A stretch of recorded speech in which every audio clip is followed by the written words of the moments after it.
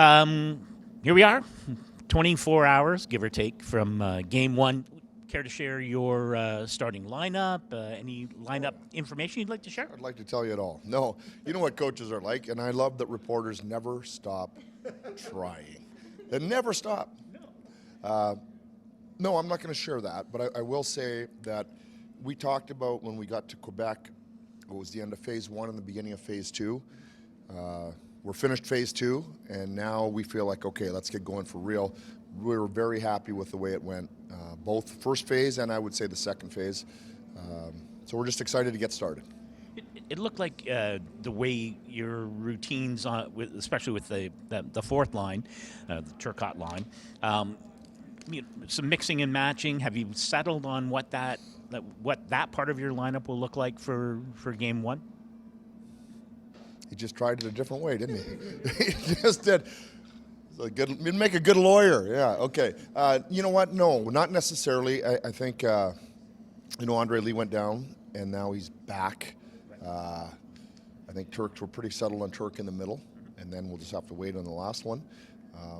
But the mix and match, those guys did a good job, and we also think that those guys can play up some shifts too. So I know the top three lines looked like they were pretty clear from start to finish, but stuff happens, and we do feel like we've got some options of moving guys up if we have to.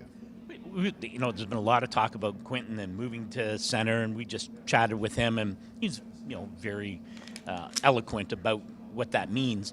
From the coaching staff perspective, what have you seen in that transition that makes you optimistic that it is, that it may be a seamless transition? Because it's not always that way, moving from wing to center. Right. Well, I was just going to say that. For me, it has been seamless. I haven't noticed, I've only noticed good, to be honest with you.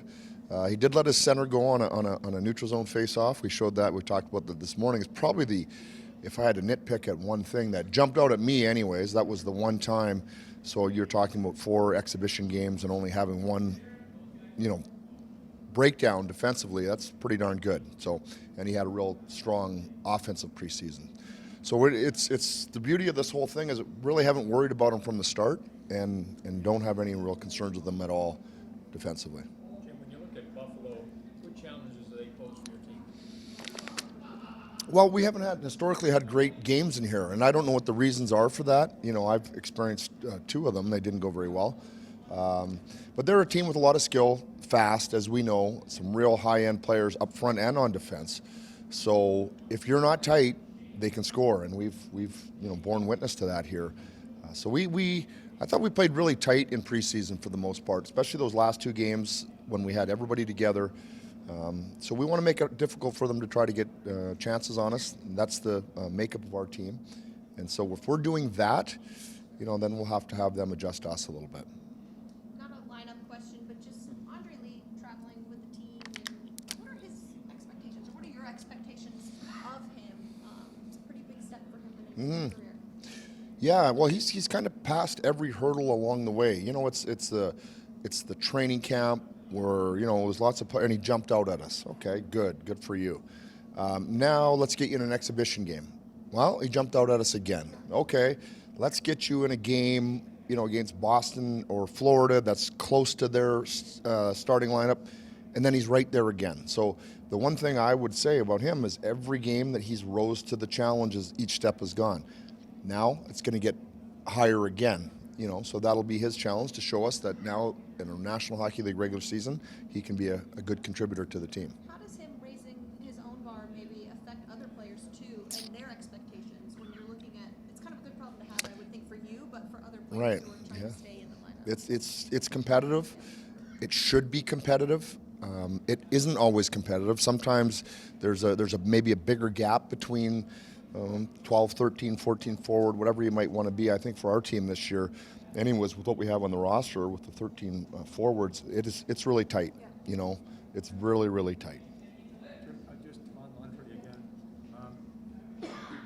For a young kid at his size, pace is usually the problem. It appears like pace has not been a problem. Right.